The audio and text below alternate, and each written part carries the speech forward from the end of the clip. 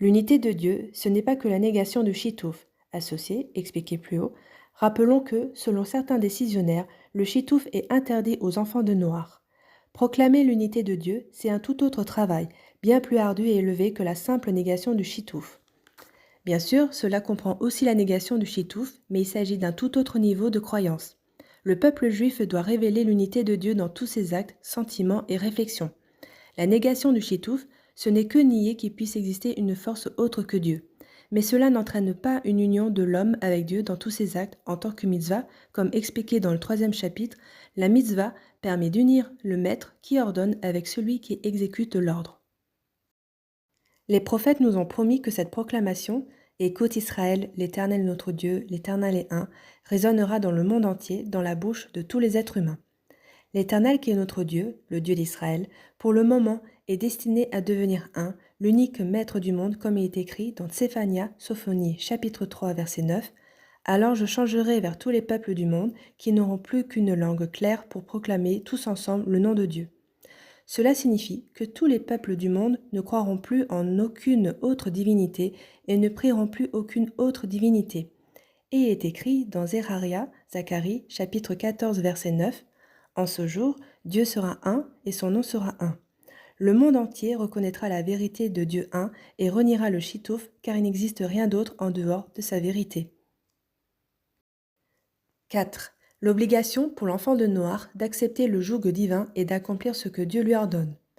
Suite à cette obligation de croire en Dieu, l'enfant de Noach est obligé d'accepter sur lui et d'accomplir les 7 lois des enfants de Noach avec tous leurs détails qui ont été explicités dans la Torah orale, comme elles ont été précisées sur le mont Sinaï à Moshe, notre maître.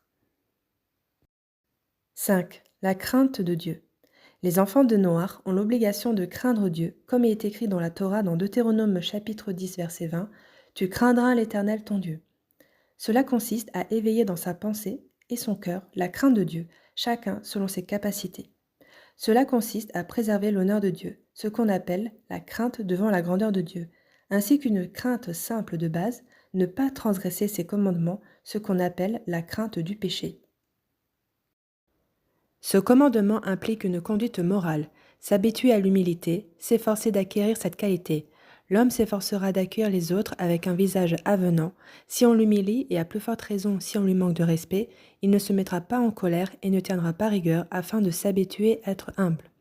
Celui qui craint Dieu sera conscient de sa petitesse et donc humble devant Dieu et les hommes. Le contraire de cette conduite serait l'orgueil. C'est pourquoi les sages affirment que l'homme orgueilleux est considéré comme servant les idoles. En effet, il se considère comme détaché de Dieu, comme étant lui-même une existence, donc étranger à Dieu. Il s'occupe de lui-même, fait ce qui lui plaît, et se sépare donc de la croyance en Dieu. Le dérivé de l'humilité, c'est la tsniout, la discrétion.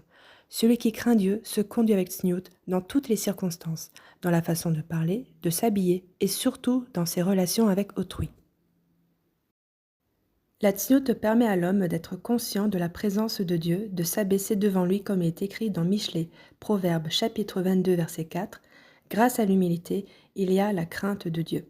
L'homme se gêne devant les autres et les honore. Par contre, l'homme orgueilleux qui se vante devant les autres n'a pas honte devant eux et ne les respecte pas. L'homme qui se conduit avec tsniout envers Dieu ressent qu'il le regarde, inspecte ses actions et sa conduite, ce qui l'amène à avoir honte devant lui.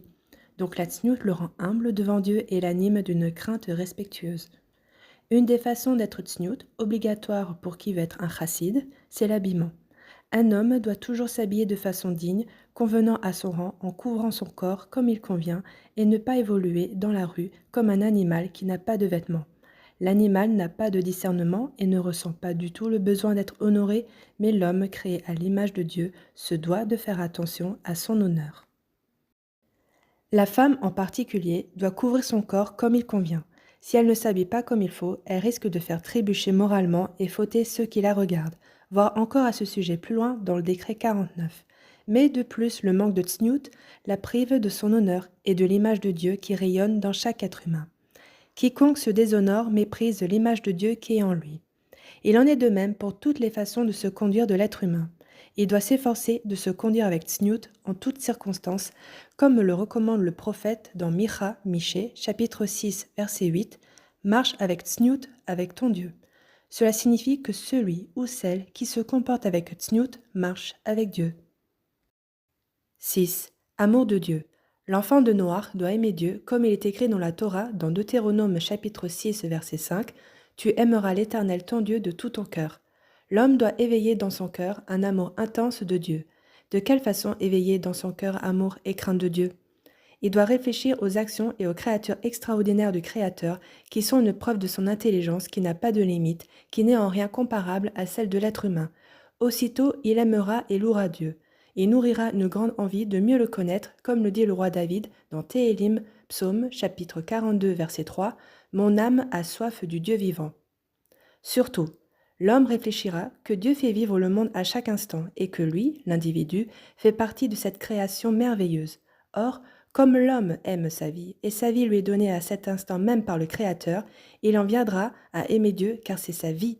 Comme il est écrit dans la Torah, dans Deutéronome chapitre 30, verset 20, « Aimez l'Éternel ton Dieu, écoutez sa voix, s'attacher à lui, car il est ta vie et la longueur de tes jours. » Cela signifie qu'on doit aimer Dieu. Et comment cela se manifeste-t-il? Écouter sa voix, en accomplissant ses mitzvot, s'attacher à lui, en imitant ses façons d'agir. Pourquoi? Car il est ta vie, c'est lui qui te donne la vie et en respectant ses commandements, tu vivras longtemps la longueur de tes jours.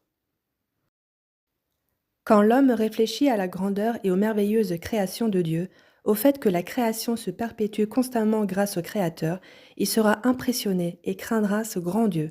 Il réalisera qu'il n'est lui-même qu'une créature infime, méprisable, à l'intelligence limitée et minime, alors que Dieu est parfait en tout.